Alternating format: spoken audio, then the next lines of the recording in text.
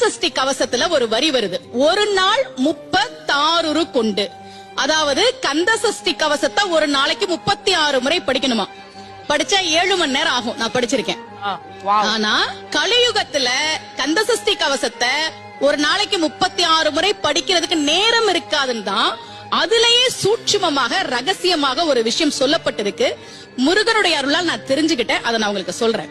ரவண பவச ரரரரரரரா ரிவண பவச ரிரிரிரிரிரி, இதுக்கெல்லாம் என்ன அர்த்தம் நான் தேடி தேடி தேடி முருகன் அருளால் தெரிஞ்சுக்கிட்டேன்.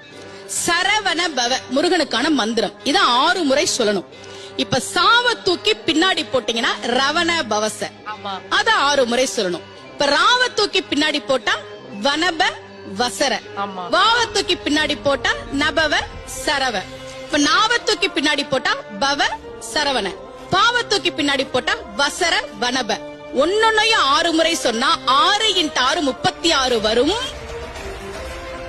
இப்படி சொன்னால் 5 நிமிஷத்துல சொல்லிடலாம். கந்த சஷ்டி கவசத்தை 36 முறை சொன்ன பலன் கிடைக்கும்.